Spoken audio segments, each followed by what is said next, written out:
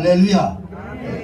오늘은 이 욥기서 23장 10절의 말씀을 근거로 해서 고난 속에 있는 하나님의 뜻이라고 하는 제목으로 함께 은혜를 나누려고 합니다. 여러분, 누에고치 우리 잘 알 수 있습니다. 이 누에고치가 나비가 되는 이 과정들을 이렇게 잘 살펴보면 참으로 안타까운 이런 마음이 누구나 정말 그 고치를 바라보면서 드는 것이 바로 참 안타깝다 라고 하는 생각을 하게 됩니다. 그 이유가 바로 뭐냐면 이 애벌레가 누에고치를 뚫고 밖으로 빠져나오려고 하는 이 몸부림을 치는 이 모습들을 보면 참으로 안타깝습니다. 그 질긴 껍질에서 밖으로 빠져나오기 위해서 몸부림을 치면서 천신만고 끝에 이 겨우 빠져나와서 너무나 그 자기 힘을 다 소진하고 지쳐서 그 띠뚱띠뚱거리는 이런 모습이 금방이라도 쓰러질 것 같은 이런 모습들을 우리가 보게 됩니다. 그러나 조금 뒤에는 점점 힘을 회복하고 날개를 치고 푸른 창공을 멋있게 날아가는 모습들을 우리가 자세히 보면 우리가 볼 수 있습니다. 고생이 있었습니다. 고통이 있었습니다. 그리고 그 과정을 통과하고 나서는 힘차게 날아오를 수가 있었던 겁니다. 여러분, 만약 우리가 이 애벌레가 너무너무 고통스러워하는 이런 모습들을 바라보고 너무 안타까워서 누에고치를 벗어나려고 하는 그 장면을 보고 그 껍질을 벌려가지고 쉽게 나오도록 만들었다고 한다면 그 애벌레는 거기서 나와서 날개짓을 하다가 금방 지쳐서 허둥대다가 결국은 날지 못할 것입니다. 사랑하는 여러분, 이 고난이라고 하는 것은 무조건 나쁜 것이 아닙니다.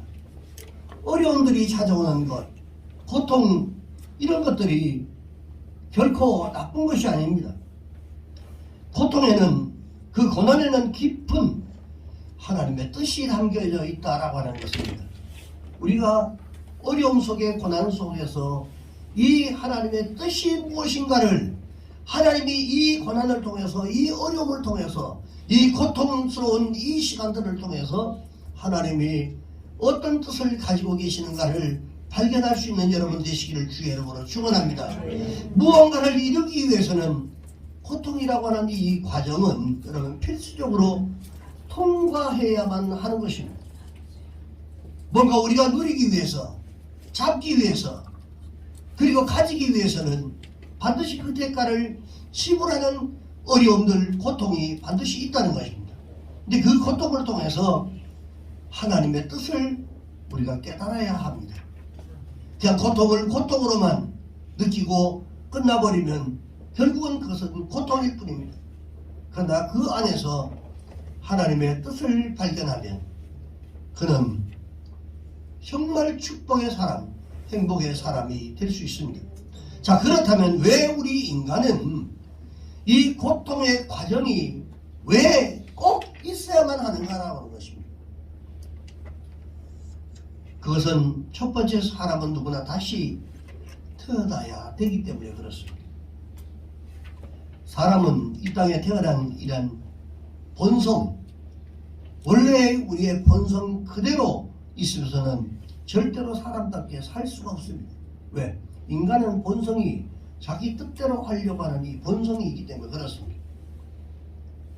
그래서 부모들이 해산의 수고를 아끼지 아니하고 그들에게 그것을 감당하면서 자녀들을 키우는 겁니다.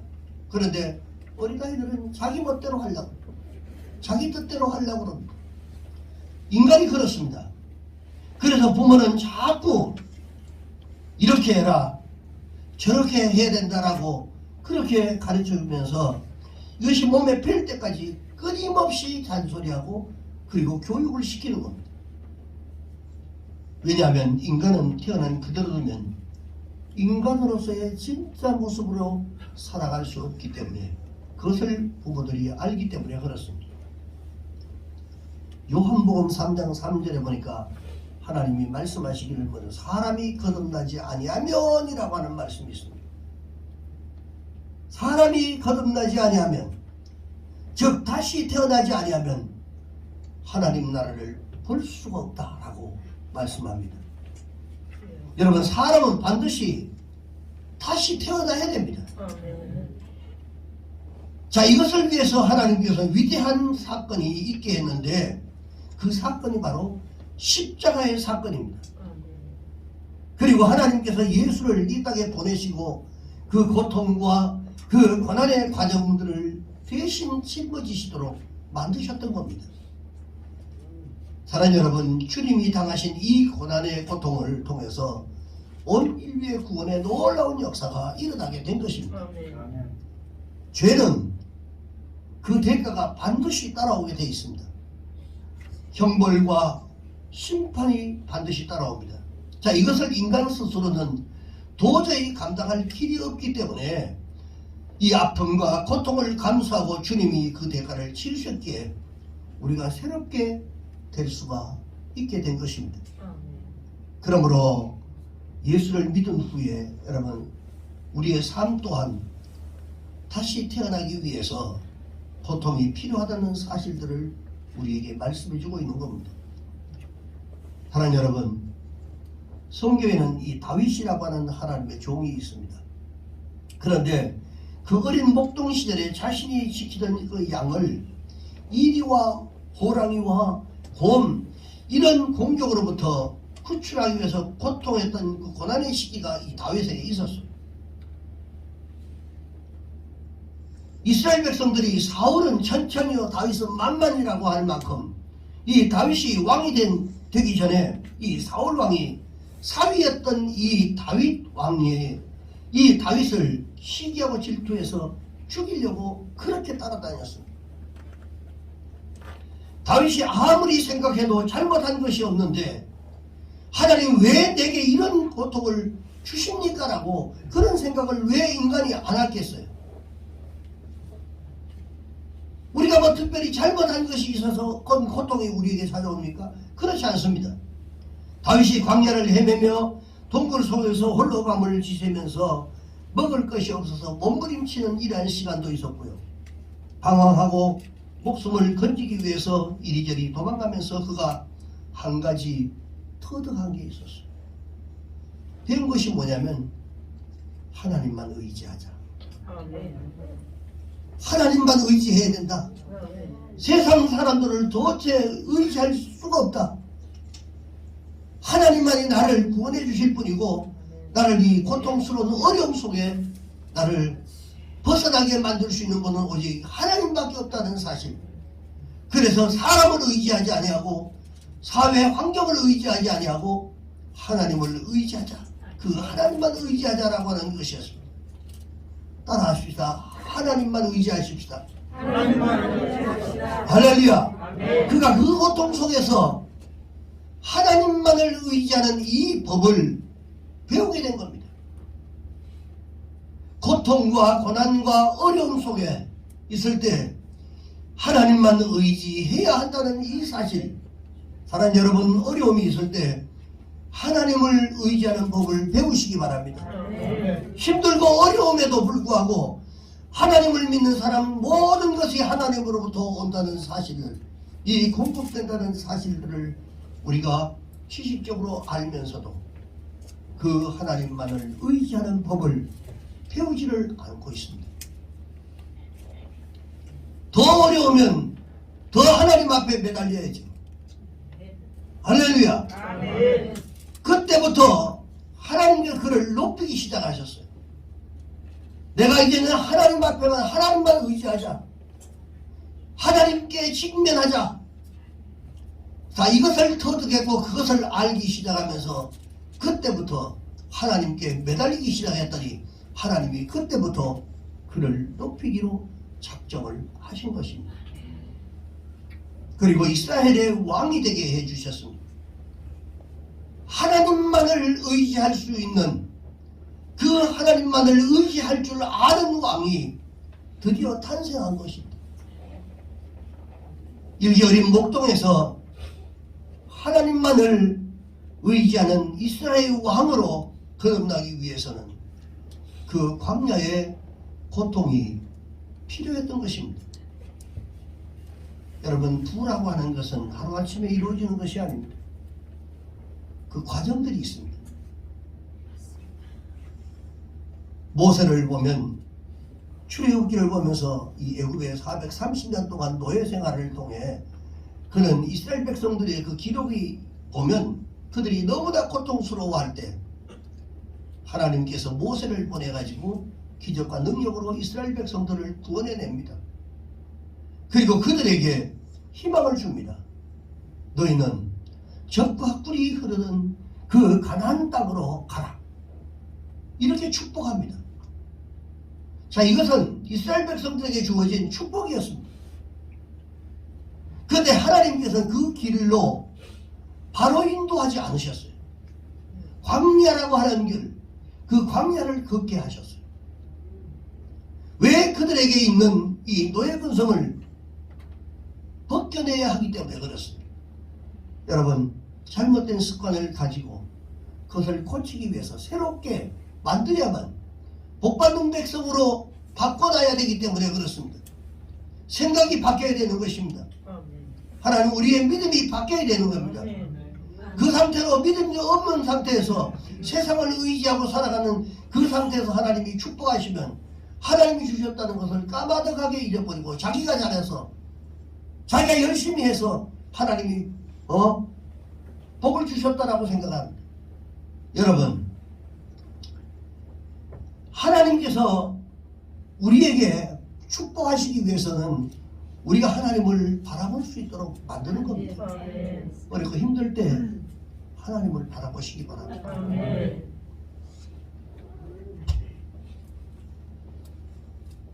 그들의 조상 아브라함과 이삭과 이 야곱, 요셉 같은 이 모습으로 우리가 변화되어야 한다는 겁니다.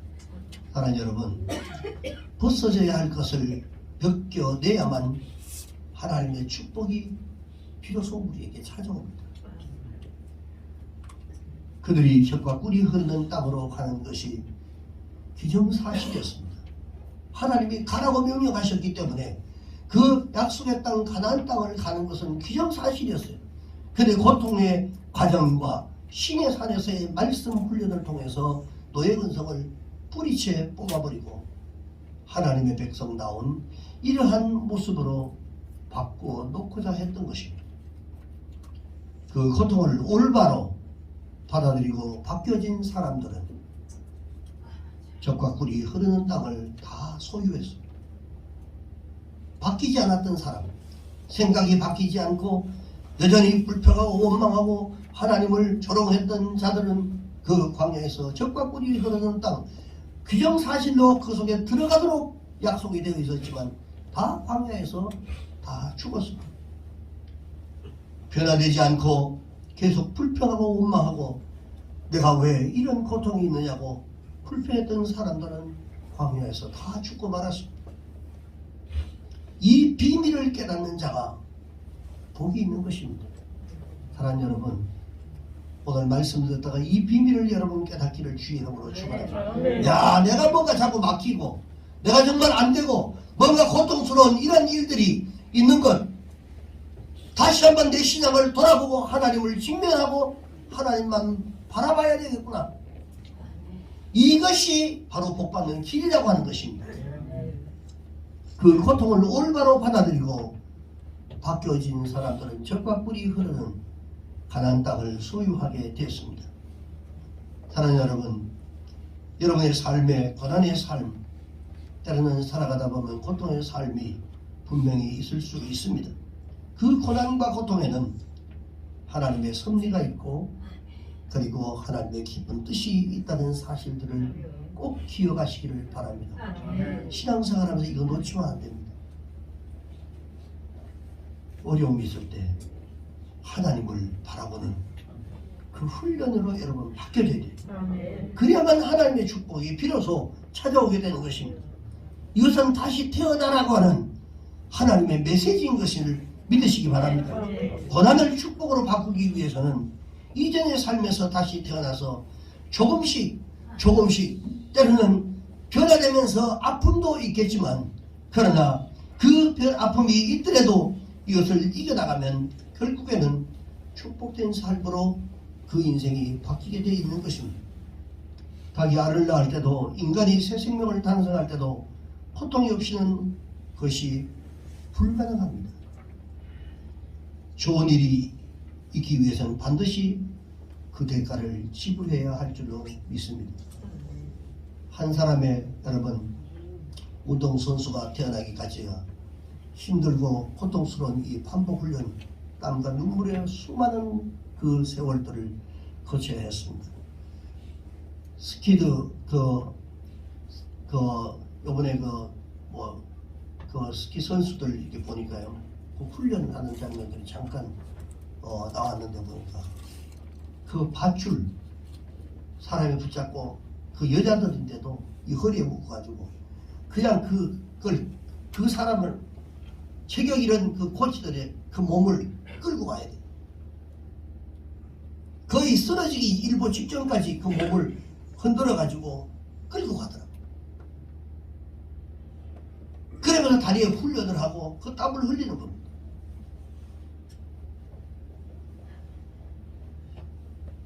한 사람의 음악가의 탄생도 그러하고, 하나님의 종도 또한 훌륭한 성도들도 연단과 이 단련을 통해서 태어나게 되어 있는 것입니다.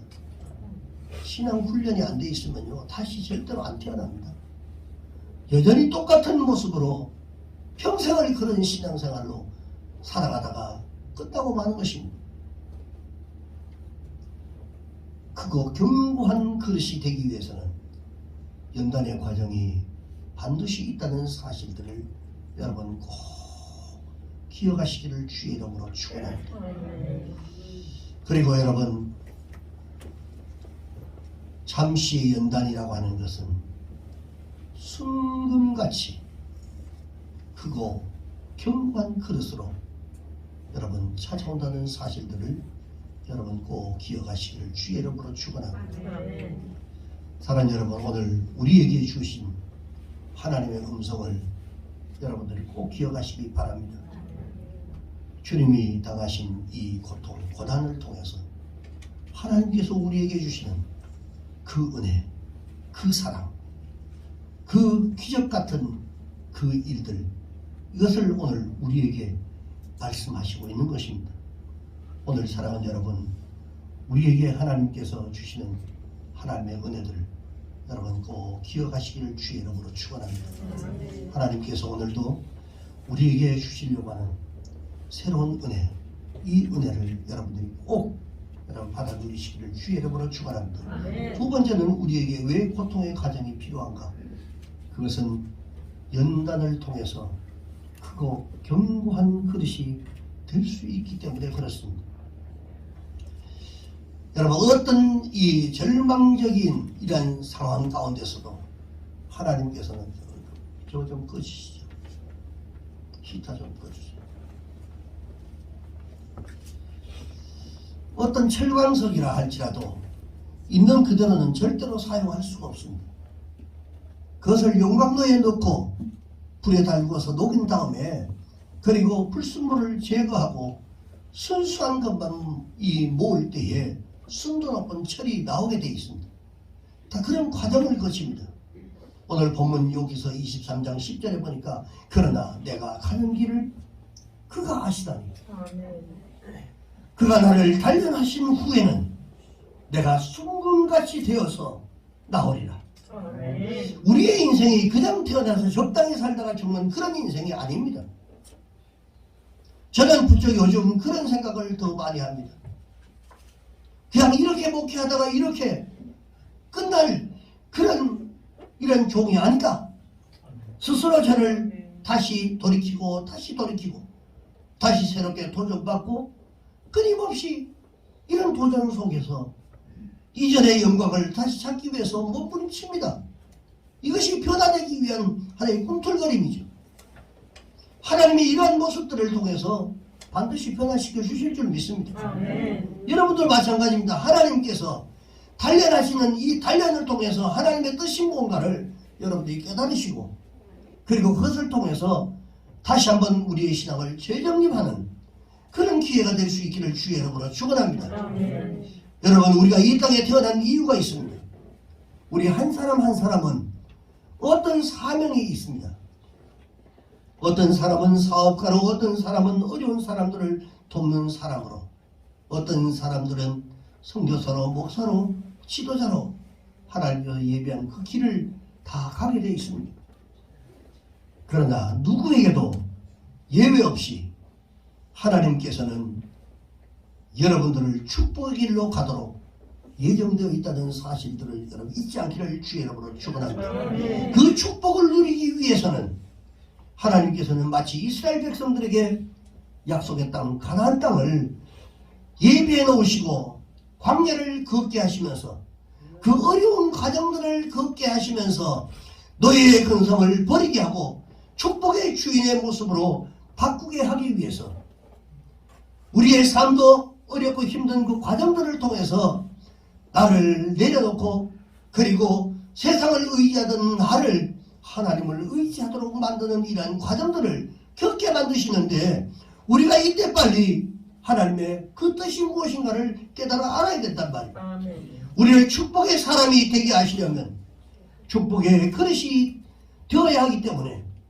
고난이라고 하는 이 통로를 통해서 그 축복을 누릴 수 있도록 그릇을 만들고 계시는 것을 믿으시기 바랍니다. 그런데 고난과 연단이라고 하는 이 축복된 통로를 고통스럽다고 거절한다든지 그것을 외면하면 축복의 사람이 될 수 없습니다.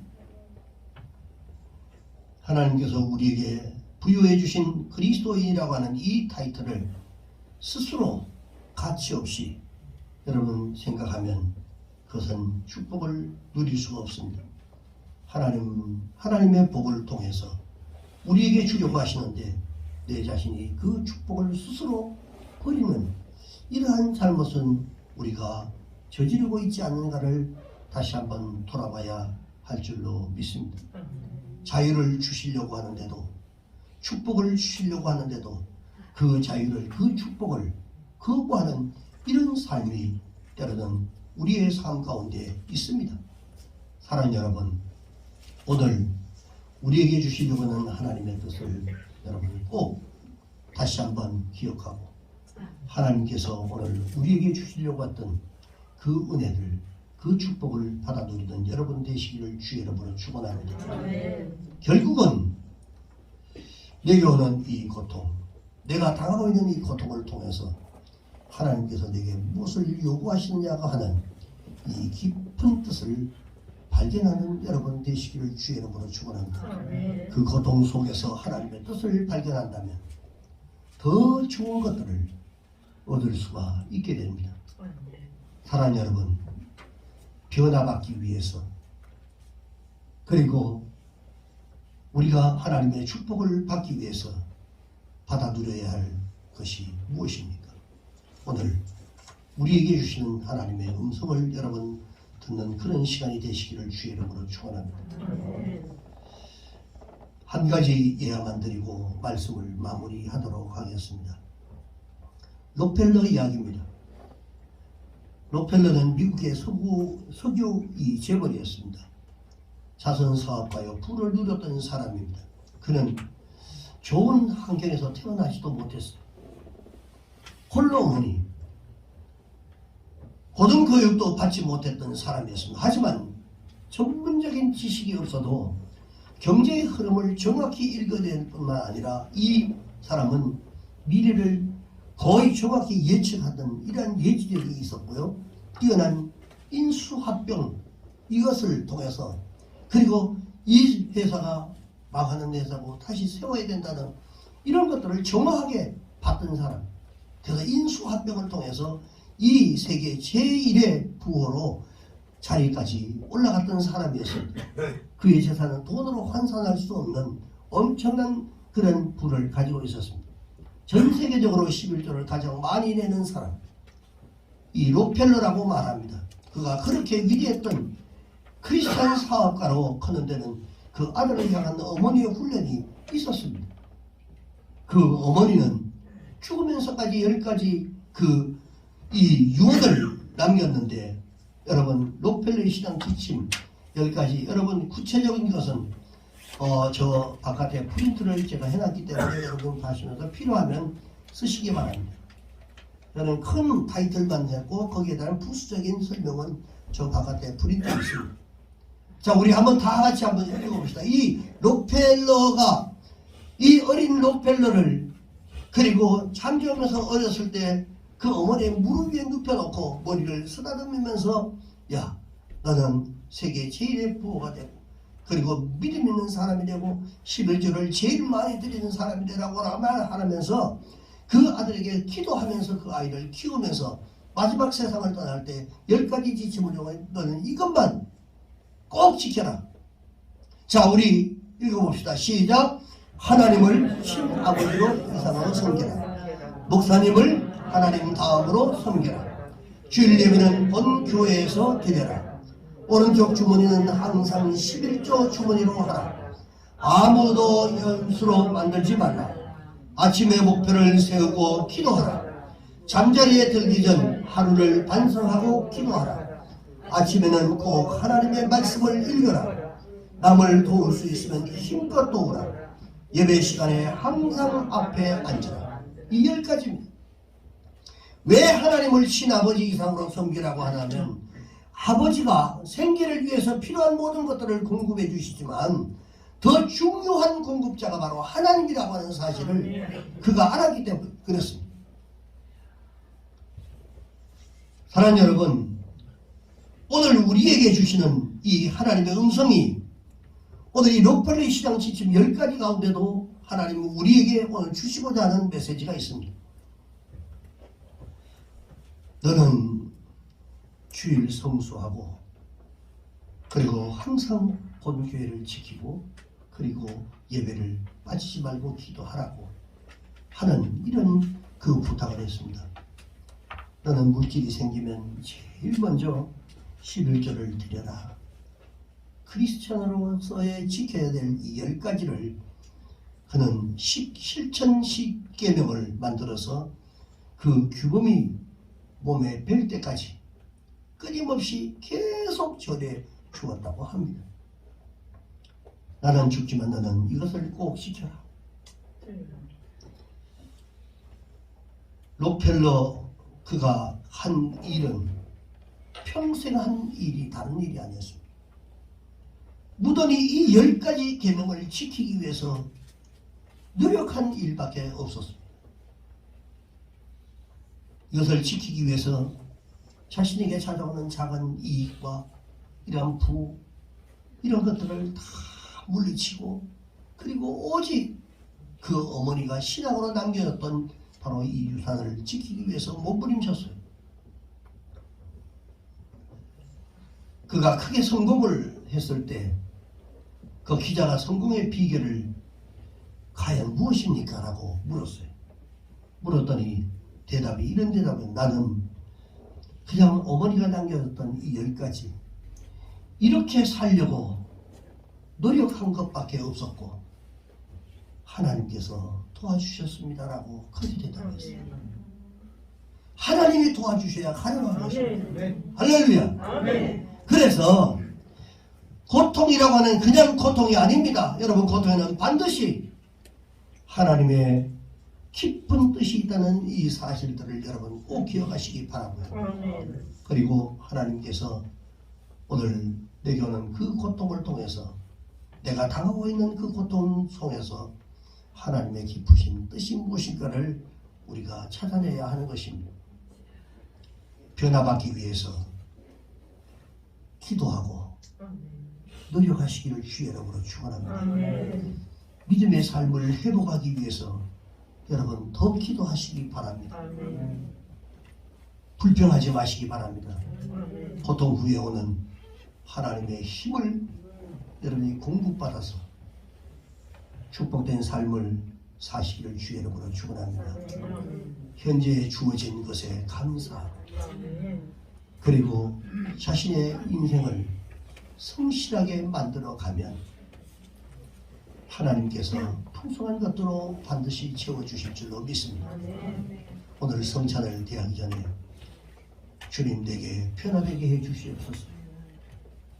불평이 없게 해 주시옵소서. 내 신앙을 무너지게 하는 어떤 것이든 내게서 멀어지게 해 주시옵소서.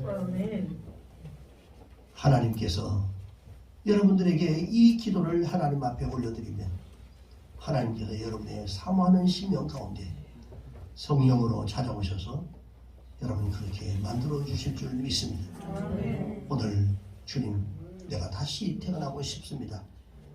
여러분 회복하는 여러분 되시기를 주의 이름으로 축원합니다. 기도하겠습니다.